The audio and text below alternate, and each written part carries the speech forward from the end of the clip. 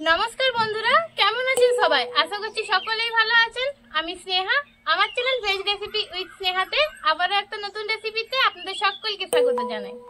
তো বন্ধুরা, আজকে আমি আপনাদের সঙ্গে একটা মশলা ইডলি রেসিপি শেয়ার করব।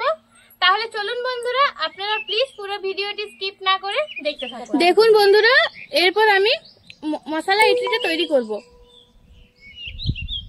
এই জন্য কড়াতে দিয়ে দেবো কিছুটা পরিমাণে সাদা তেল।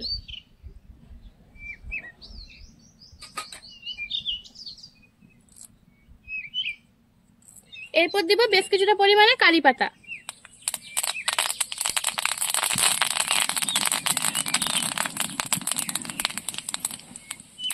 এরপর দেব গোটা জিরে।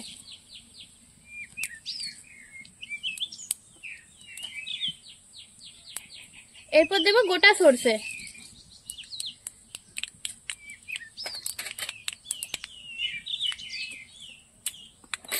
এরপর দেব হিং।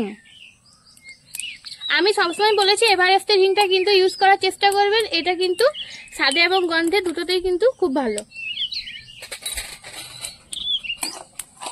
এরপর এটা একটু হালকা করে ভেজে নেব।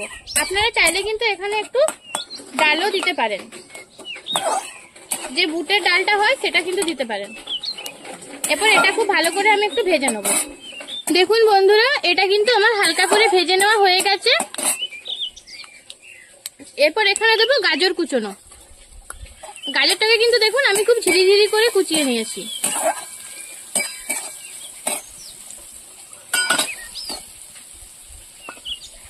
এরপর দেবো ক্যাপসিকাম কুচোনো। আপনারা আপনাদের পছন্দ মতো সবজি এখানে ইউজ করতে পারেন।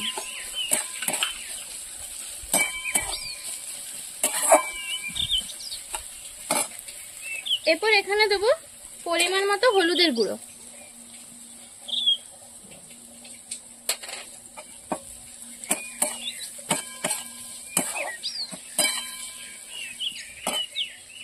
এরপর এখানে দেব সুজি।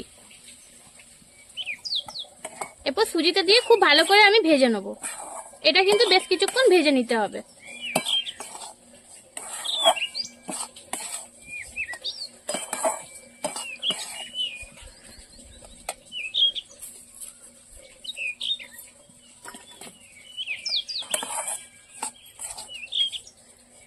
সুজিটা যখন ভাজবো তখন কিন্তু কোনো প্রকার লবণ ইউজ করা চলবে না, এতে কিন্তু সুজিটা ভালো করে ভাজা যাবে না।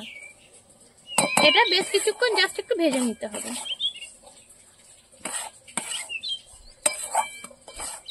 তো দেখুন বন্ধুরা, এটা আমি হালকা করে ভেজে নিয়েছি।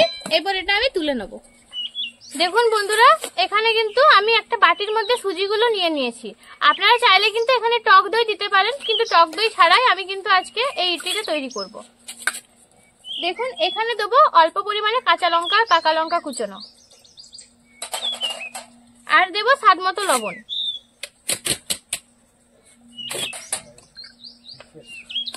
এরপর এখানে আমি হালকা হালকা জল দিয়ে এটা একটু মেখে নেব।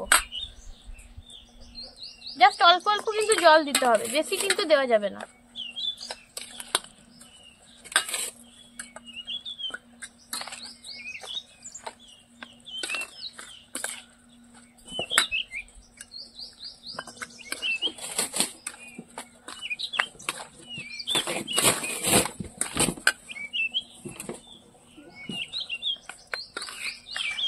দেখুন আর অল্প জল দিয়ে দেখুন খুব ভালো করে মেখে নিয়েছি। এই অবস্থাতে এটা আমি মিনিট 5-এর জন্য রেখে দেবো। দেখুন বন্ধুরা, ইডলি তৈরি করার জন্য আমি এখানে দুটো ইডলির কিন্তু মানে ছাঁচ নিয়ে নিয়েছি। এরপর এখানে অল্প অল্প তেল বুলিয়ে নেব। তেল বোলানোর একটাই কারণ, তাহলে কিন্তু খুব সহজে ইডলিটা কিন্তু ছেড়ে বেরিয়ে আসবে।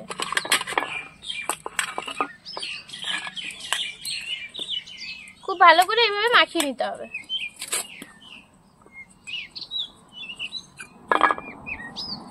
এটা আমি সাইড করে রাখবো। আর এটা 5 মিনিট হয়ে গেছে। এটা দেখুন আমি নিয়ে নিলাম। এরপর এখানে জাস্ট আমি অল্প পরিমাণে ইনো দিয়ে দেবো, একদম সামান্য। এই যে দেখুন অল্প পরিমাণে দিয়ে দিচ্ছি ইনো, আর দেব না। আমার কিন্তু এই অরেঞ্জ ফ্লেভারের ইনোটাই কিন্তু বেশ ভালো লাগে, ওই জন্য আমি এটাই দিয়েছি। আপনারা চাইলে কিন্তু যার যা ফ্লেভার ভালো লাগবে সেটাই দেবেন। তো দেখুন আমি এরকম এরপরে ইডলিগুলো এভাবে বসিয়ে দেবো।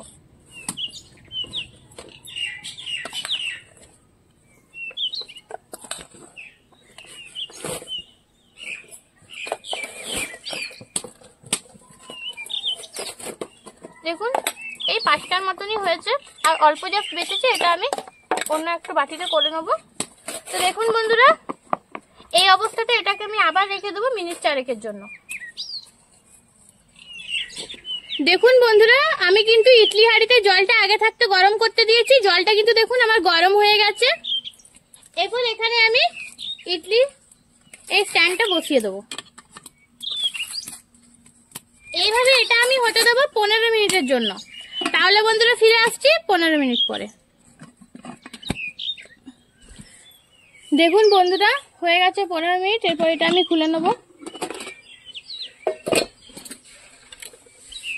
দেখুন ইডলিটা কিন্তু আমার খুব সুন্দর করে হয়ে গেছে। আমি জাস্ট একটু চেক করে নেবো। দেখুন ছুরিটা জাস্ট একটু, দেখুন ছুরিটার গায়ে কিন্তু লেগে নেই, তার মানে এটা কিন্তু আমার খুব পারফেক্ট ভাবে তৈরি হয়ে গেছে। তো এরপর এটা আমি নামিয়ে ঠান্ডা করে নেব।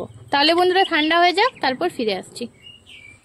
দেখুন বন্ধুরা, এটা কিন্তু আমার মোটামুটি ঠান্ডা হয়ে গেছে। এরপর এটা আমি একটু ছুরির সাহায্যে তুলে নেব। দেখুন সবার প্রথমে সাইড থেকে জাস্ট একটু,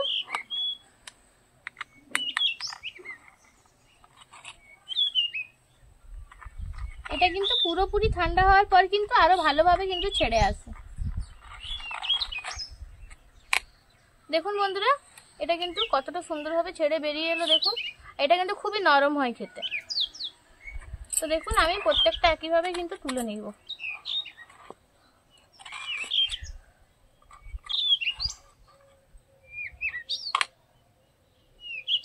দেখুন